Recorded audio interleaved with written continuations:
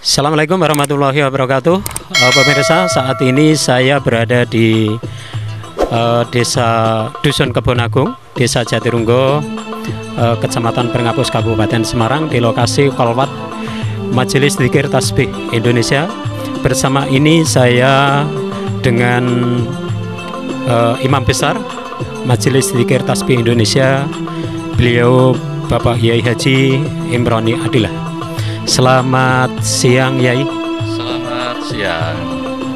Ya, apa kabar, Yai? Sehat? Alhamdulillah, sehat.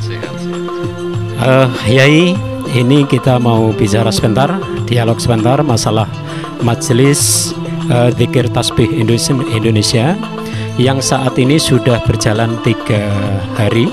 Ya, ini harapan apa? Harapan terakhir untuk Yai, khususnya kepada jamaah Majelis Dzikir Indonesia ini, Yai. Terima kasih. Perlu saya sampaikan, untuk yang pertama kali saya mengucapkan terima kasih kepada seluruh reporter TVRI. Kemudian pertanyaan atau harapan yang saya harapkan, yang saya dambakan, bahwa Majelis Dzikir Tasbih ini mengadakan satu acara kholwat. Kholwat itu dalam bahasa Arabnya kholwah, tapi dalam bahasa Jawanya itu mengosongkan diri dari segala urusan duniawi, untuk menuju zikrullah. Jadi berzikir kepada Allah, meletakkan segala urusan-urusan dunia sementara.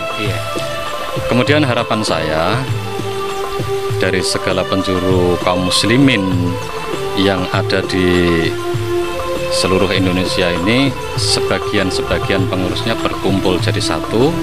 Kita ajak untuk berkholwat di sini, untuk menyepi, berzikir pada Allah, agar nanti supaya apa? Supaya nanti disebarkan di dalam kampung halamannya bagaimana tata cara berzikir pada Allah, bagaimana tata cara bermunajah kepada Allah, bagaimana tata cara kita menyikapi urusan duniawi ini, kita akan bisa landai.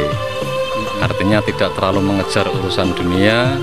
Memang dunia harus dikejar, tapi ibadah akhirat pun juga harus dikejar. Ada satu keseimbangan, yang mana keseimbangan dunia dan keseimbangan akhirat akan bersama-sama agar kita menuju jalan keselamatan dunia dan akhirat. Ini harapan saya, diadakannya kholwat yang sifatnya ini umum. Cuma Majelis Dzikir Tasbih Indonesia itu mewadahi atau memberikan wadah kepada masyarakat umum. Semuanya boleh ikut, asalkan mengikuti peraturan yang telah kita sepakati. Tidak ada peraturan yang lebih kecuali hanya zikrullah. Zikrullah, kita mengatur perjalanan untuk menuju jalan Allah. Itu motivasi harapan yang saya harapkan begitu, agar kelak nanti di masyarakat tidak terjadi suatu simpang siur, tidak terjadi kesalahpahaman. Di sini kita gembleng bagaimana cara kita bermasyarakat, bagaimana cara kita berzikir, bagaimana cara kita berbangsa dan bernegara. Karena Islam itu indah. Nah, keindahan ini kita implementasikan dengan zikir kepada Allah, agar pengetahuan mereka bertambah, wawasan mereka bertambah, terus komunikasi mereka, saudara mereka juga bertambah, kemudian semua menyatu menuju jalan Allah, atau yang dikatakan maradhatillah. Iya. Yai, ini jamaah sekitar 1000 jamaah yang hadir di sini. Harapan kita itu adalah seperti yang disampaikan Yai, ada kesan dan pesan untuk tepat, Yai, ya, khususnya di masyarakat Kebon Agung Jatirunggo ini. Bagaimana tanggapan selama ini, Yai? Alhamdulillahirabbil alamin. Untuk tempat Sudah bagus, juga sudah kita lihat bagaimana tendanya juga ala kadarnya. Terus untuk mereka di sungai untuk berzikir pada Allah, menyatu dengan alam. Karena kemungkinan mereka ini setiap harinya mungkin ada satu kejenuhan. Memang sabda Rasul mengatakan sebaik-baik ibadah itu ada di masjid. Karena mereka itu setiap hari sudah kita anjurkan, di sini juga sudah kita ajarkan bagaimana cara kita sholat berjamaah di masjid, berkumpul dengan masyarakat. Sekali-kali mereka ini kita ajak untuk menyatu dengan alam, berzikir kepada Allah dengan penyatuan alam antara tumbuhan, antara air, batu, dan lain sebagainya. Kita mencoba bersatu. Karena pada hakikatnya itu kan semua alam semesta ini bertasbih, termasuk malaikat Allah, termasuk angin, tumbuh-tumbuhan, air, batu, dan lain sebagainya bertasbih. Dan untuk itulah kita ajak mereka ke sini menyatu dengan alam semesta.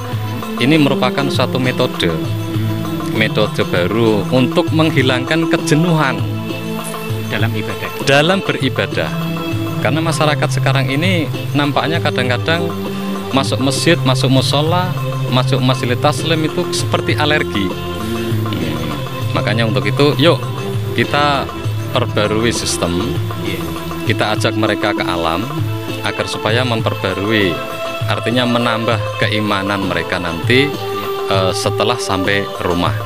Karena yang kita pilih ini adalah sebagian besar itu tokoh-tokoh masyarakat, banyak para khufat, banyak para kiai, banyak para pemuka-pemuka agama yang khususnya agama Islam, otomatis agar mereka mendapatkan angin segar, menyatu dengan alam. Terus di sini kita bersama-sama, kita gembleng, kita perbarui, kita tambah iman mereka. Kemudian untuk lokasi ini memang sudah sangat bagus untuk alam, walaupun masih butuh penyempurnaan.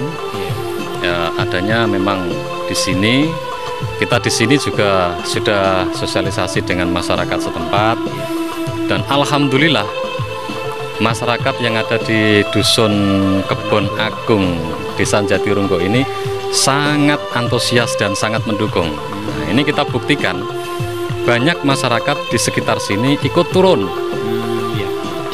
berzikir, ikut turun mengikuti acara prosesi khalwat.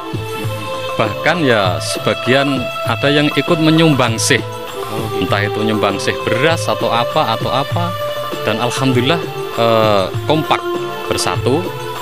Kami pun juga kompak bersatu menyatu dengan masyarakat setempat.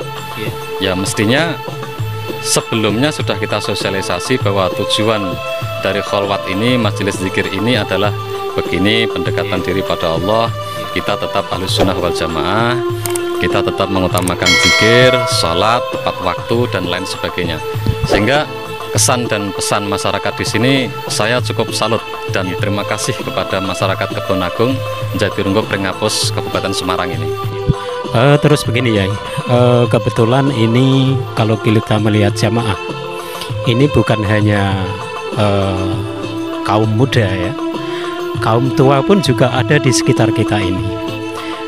Ada batasan tertentu ya untuk jamaah ini yang bisa ikut di kegiatan khalwat ini. Mungkin harus usia sekian gitu ya. Ya, untuk peraturan batasan umur di dalam acara khalwat ini sebenarnya tidak ada.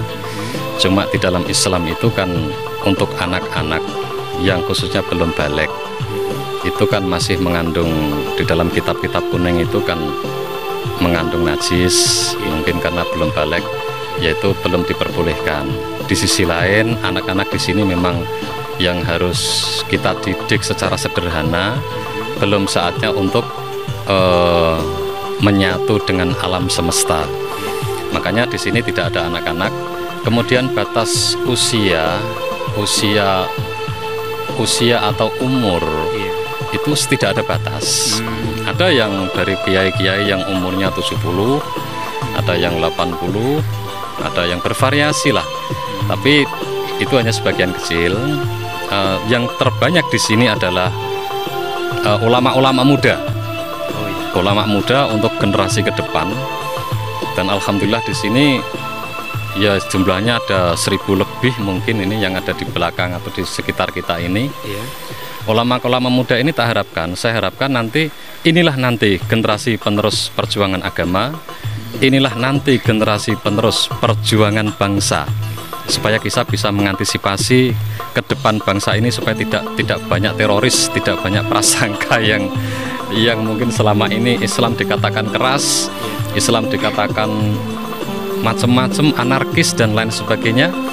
Untuk itu batasan umur kiai-kiai muda, khususnya para hufat, para ulama yang ahli kitab, ahli Quran dan ahli sebagainya untuk urusan agama, itu kita didik betul. Kita didik betul semampu kita supaya nanti ke depan Islam akan berkembang di negeri ini dengan indah. Jadi batasan umur tidak ada, hanya anak-anak kecil belum diperbolehkan. Oke Yai, selanjutnya ya ini kita melihat jamaah dengan tenang santainya ada di sekitar sungai. Nah ini Yai, apakah harus ketika kholwat ini harus di sekitar sungai ini? Kira-kira ada kaitan apa yang dia lakukan? Harus saya melihat bahwa mereka sebagian ada yang berendam di air. Ada filosofi apa di balik itu Yai? Begini, kenapa kholwat ini kita adakan di dalam sungai yang selalu bersentuhan dengan air, batu dan alam semesta? Itu kita lihat dulu bahwa air adalah sumber kehidupan, itu satu. Kemudian air adalah bisa menghantarkan doa kita untuk lebih dekat kepada Allah, mempercepat doa kita kepada Allah. Itu salah satunya air yang mengalir, dan itu pun kalau bisa harus jernih. Secara mungkin metode-metode yang lain, mungkin air yang jernih adalah bisa menurunkan semua unsur saraf-saraf kita untuk bisa turun agar supaya tidak tegang. Di sisi lain kita mengambil dari sejarah ini, dari sejarah di masa lalu ulama-ulama Jawa itu kan ada yang sebagian mengambil kholwat atau menyepi itu di pinggir-pinggir sungai. Oh gitu. Ya. Yang terakhir Yai, ini harapan Yai untuk para jamaah, pesan terakhir bagi jamaah yang insya Allah hari ini akan kembali ke daerahnya masing-masing. Apa kesan dan pesan terakhir buat beliau Yai? Alhamdulillah, ini insya Allah ini nanti sebentar lagi kita akan berkumpul, bermusyawarah untuk bagaimana nanti langkah berikutnya kita pulang. Harapan saya, karena ini dari berbagai macam pulau sampai Sumatera, Kalimantan, walaupun kita ambil sebagian pengurus-pengurusnya, ini kalau kita masukkan semua sini, kita hadir semua anggota datang ke sini, subhanallah, tidak akan muat tempat ini. Makanya kepengurusan kita ambil 5 orang, 10 orang, 12 orang, kita kumpulkan, terus kita ajarkan teknik di sini, sistem cara berzikir agar nanti supaya diajarkan di daerah masing-masing. Terus harapan setelah nanti mereka beliau-beliau, mungkin para ustadz, para kiai, para tokoh masyarakat ini kembali ke daerah masing-masing, harapan saya adalah bisa mengembangkan lebih lanjut bagaimana tata cara berzikir yang baik. Mohon maaf, nah, adapun benar itu urusan Allah itu. Kan sekarang ini Islam ada yang mengatakan saya yang paling benar, gitu. Itu di tasbih tidak boleh. Kita melakukan zikir kepada Allah yang terbaik menurut diri kita dan mengikuti syariat Islam, mengikuti ajaran-ajaran para ulama salaf. Ini harapan saya agar mereka tetap bisa mengembangkan majelis zikir tasbih, mengembangkan beribadah, mengembangkan di masyarakat setempat. Itu yang jadi harapan saya ini secara pribadi. Terima kasih Yai. Untuk pemirsa yang ada di rumah, mungkin ada ajakan atau mungkin mereka yang belum tahu, mungkin ada harapan dari Yai untuk pemirsa yang ada di rumah Yai. Harapan saya untuk pemirsa yang ada di rumah, yang pertama ya mungkin bisa melihat acara ini, bisa untuk menginspirasi di dalam masyarakat yang menonton televisi ini.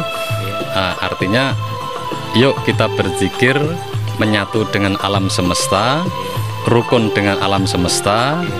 Jika perlu memang wajib kita rukun dengan sesama makhluk, baik itu makhluk manusia maupun di luar manusia.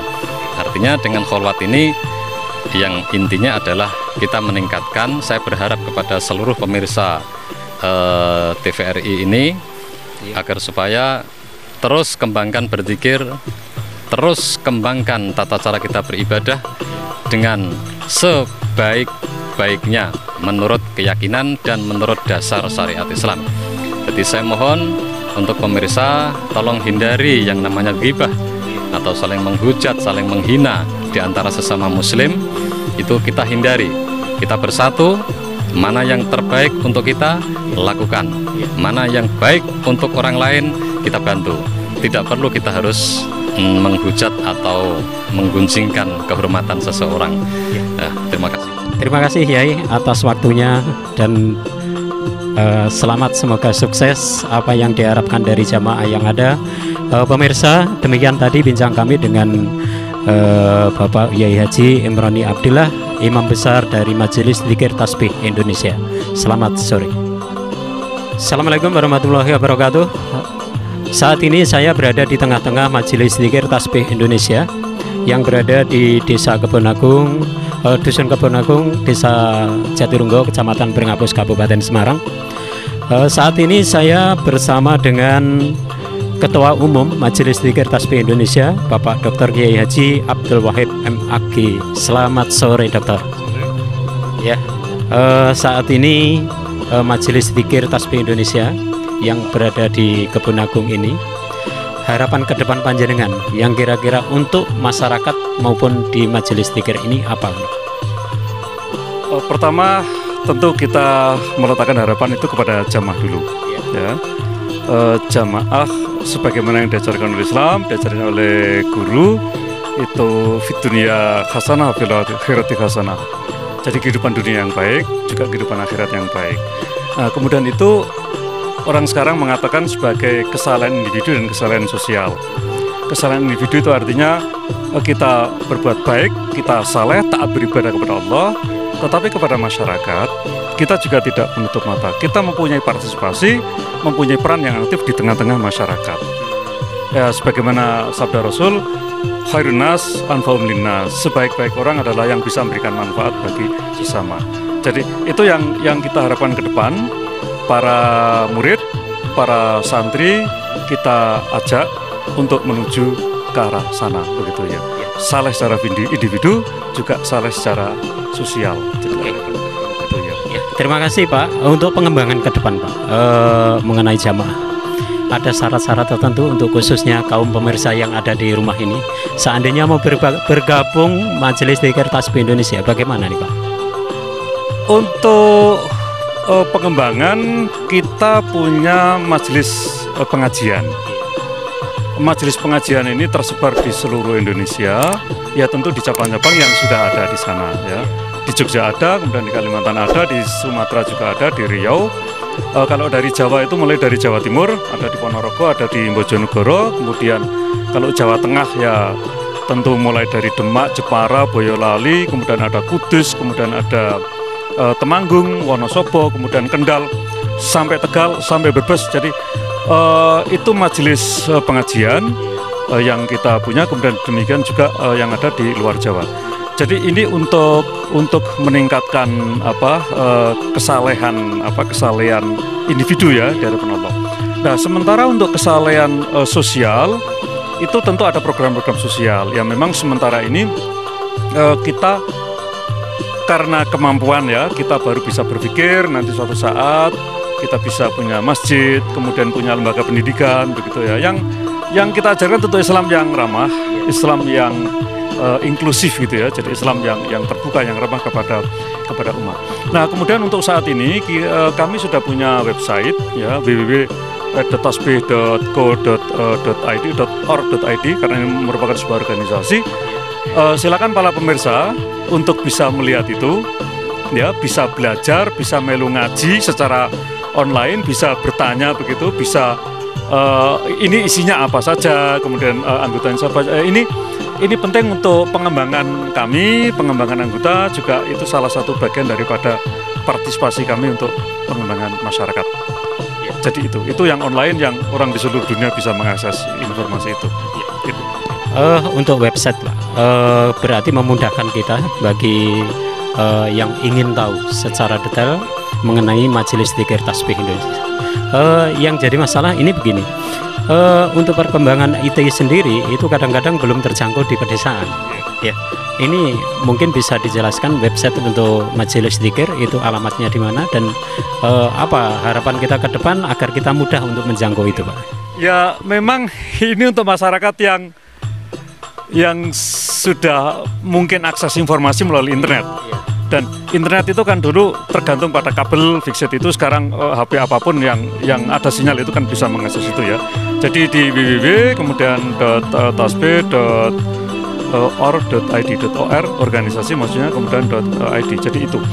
Kemudian di situ orang bisa bertanya jawab, itu mengetahui apa saja lah. Kemudian untuk masyarakat yang belum memiliki akses itu ya, yang belum memiliki akses ya, tapi saya kira tidak mungkin karena di seluruh Indonesia itu di pelosok manapun itu paling tidak ada beberapa provider dari telekomunikasi yang sudah memasang BTS di sana gitu ya. Jadi insya Allah itu menjadi mudah gitu. Nah kalau memang itu tidak ada ya manual secara hadir dalam pengajian. Kemudian kami juga sudah berpikir ya keras untuk nanti secepatnya membentuk Korps Mubalik Tasbih. Jadi itu Korps Mubalik Tasbih itu nanti paling tidak untuk khutbah, untuk pengajian pada masyarakat lokal begitu. Syukur kemudian kalau kita bisa kerjasama dengan radio lokal, radio amatir lokal, itu nanti sebarannya manfaatnya menjadi lebih luas kepada masyarakat umum. Jadi begitu. Oke, terima kasih Pak Dr. Wahid. Ini saya kira cukup. Ya, harapan kami semoga Majelis Dzikir Tasbih Indonesia sukses menuju ke tingkat keimanannya yang lebih tinggi. Pemirsa yang ada di rumah, demikian tadi saya bincang kami dengan Bapak Ketua Umum Majelis Dzikir Tasbih Indonesia, Bapak Kiai Haji Dr. Kiai Haji Abdul Wahid MAG. Selamat sore, terima kasih. Bismillahirrahmanirrahim.